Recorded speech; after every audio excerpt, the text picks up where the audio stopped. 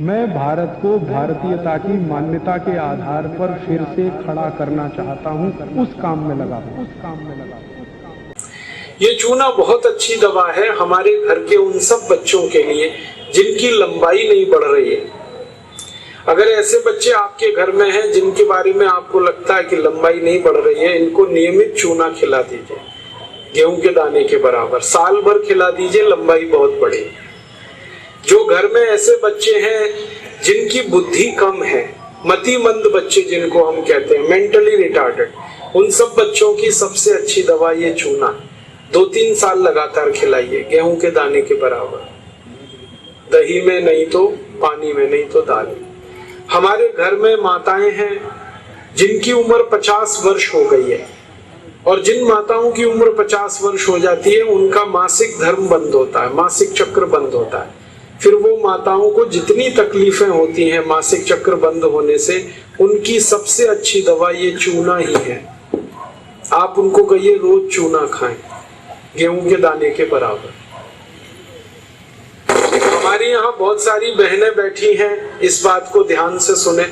घर में हमारी सभी बहनें और माताएं जो मासिक धर्म की समस्या से परेशान है, उनका मासिक धर्म समय से नहीं आता है तो बहुत खून आता है, या उसमें कई बार समय बहुत लगता है।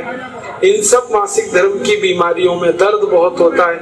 आप चूना खाइए, गेहूं के दाने के बराबर, दही में, नहीं तो दाल में, नहीं तो गर्म पानी में। ये जो चूना है ना, ये बहुत अद्भुत दवा है उन सभी मरीजों के लिए जिनको पीलिया होता रहता है, अक्सर जॉन्डिस।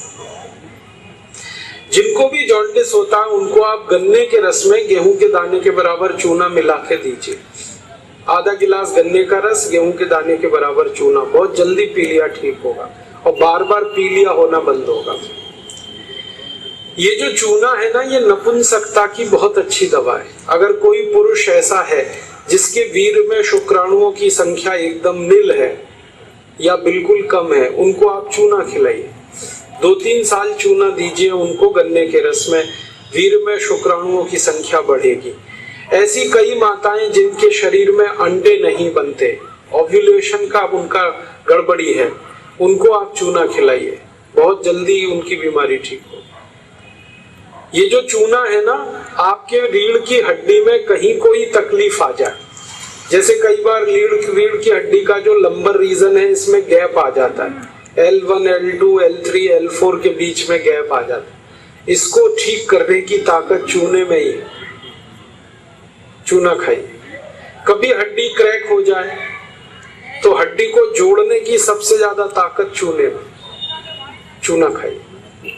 एड़ी की दर्द है, पैर की एड़ी का दर्द है, चूना खाइए, ठीक होगा। पंजों में दर्द है, चूना खाइए, ठीक होगा। आपके दांत में अक्सर ठंडा गर्म पानी लगता है तो आप चूना खा लीजिए, बिल्कुल ठीक हो जाए।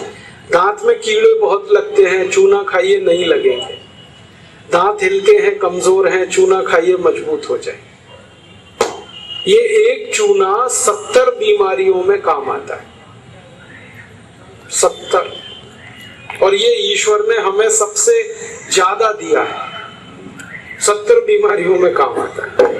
आप कभी भी इसको याद रखिए। मैं सबको यही कहता रहता हूं कि आप चूना खाइए, चूना लगाइए मत कभी किसी को।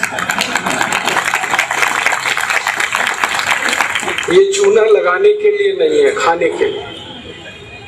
और ये चूना हम खाएं तो 2 ही बातें याद रखनी है। पत्थर वाला खाना है, पत्थर वाला चूना एक आता है, एक सीप वाला भी आता है, तो सीप वाला नहीं खाना, पत्थर वाला। और यही चूना है पत्थर वाला जो पान की दुकान में मिलता है, तो वहां से आप कभी भी ले सकते हैं। अगर यहाँ कोई किसान भाई बैठे हैं और जो गाय भैंस पालते हैं, वो मेरी बात बड़े ध्यान से सुने कि गाय और भैंस को हर दिन पानी में मिलाकर चूना दीजिए आप। जैसे गाय 1 बाल्टी पानी पीती है, उसमें गेहूं के 4-5 दाने के बराबर चूना घोल दीजिए, वो पानी पिलाइए, तो गाय का दूध बढ़ता चला जाता है। रोज पिलाइए उसको चूने का पानी।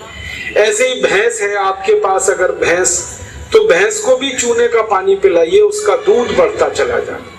और अगर आपने आपने लगातार ये जारी रखा चूना गाय और भैंस को, तो दूध तो बढ़ेगा ही, दूध में घी बढ़ता जाता है, मक्खन बढ़ जाता है, घी ज्यादा मिलता है गाय के दूध से, भैंस के दूध से। और एक बहुत अच्छी बात बताता हूँ कि गाय और भैंस को आप लगातार अगर चूना देंगे तो वो बराबर समय से मां बनती है।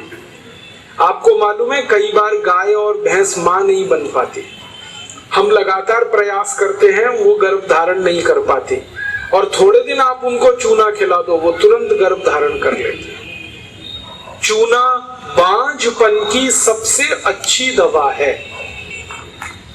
इनफर्टिलिटी, बांझपन, ये सबसे जल्दी चूने से ही ठीक होता है।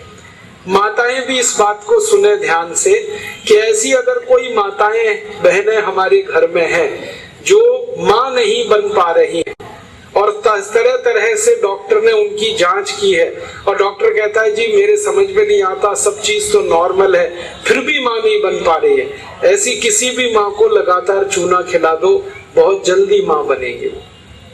और माताएं बहनें ये बात मेरी हमेशा याद रखें कि ऐसी कई माताएं होती हैं जो गर्भ धारण तो कर लेती हैं, लेकिन महीने 2 महीने में गर्भपात हो जाता है उनका, कोई कारण हो सकता है, 1 महीने में, किसी का 2, किसी का 3 महीने में गर्भपात हो जाता है। ऐसी सब माताओं को चूना खिलाइए, कभी भी गर्भपात नहीं होगा।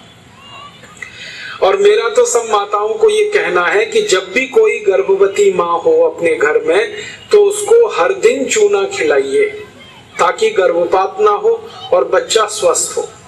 तो ये चूना कैसे खिलाएंगे? गेहूं के दाने के बराबर चूना 1 कप अनार के रस में मिला के पिलाना। माँ को, गर्भवती माँ को चूना चाहिए अनार के रस के साथ। क्यों अनार का ही रस? क्यों? अनार के रस में सबसे ज्यादा आयरन होता है, लोहा, और चूने में सबसे ज्यादा कैल्शियम होता है, और गर्भवती माँ को आयरन और कैल्शियम, इन्हीं 2 तत्वों की सबसे ज्यादा आवश्यकता होती है। तो अनार का रस 1 कप ले लें और चूना गेहूं के दाने के बराबर हर गर्भवती माँ को 9 महीने तक दे दीजिए आप, सुबह खाली पेट।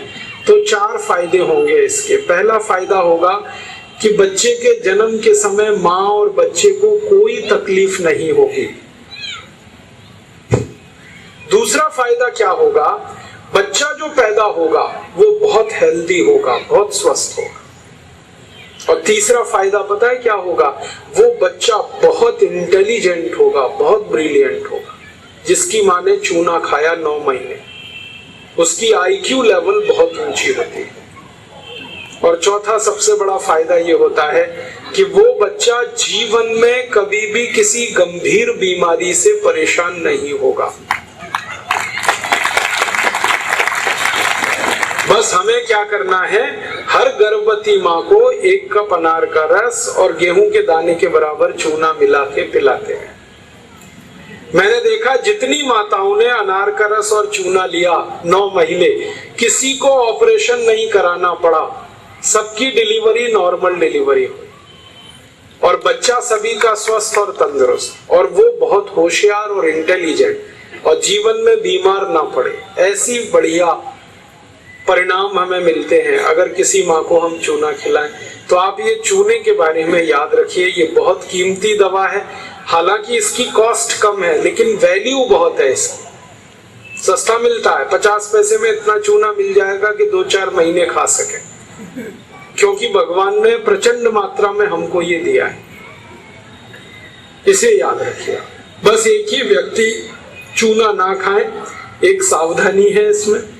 जिनको पथरी की बीमारी है, जिनको गॉल ब्लैडर स्टोन है, वो चूना ना खाएं। जिनको किडनी स्टोन है वो चूना ना खाएं। जिनको मूत्रपिंड में पत्थर है वो चूना ना खाएं, बाकी सब खाएं। दोस्तों, सबसे पहले तो चैनल सब्सक्राइब करें, फिर लाइक, कमेंट और शेयर करें, और हाँ, हमारा एंड्रॉयड ऐप डाउनलोड करना ना भूलें।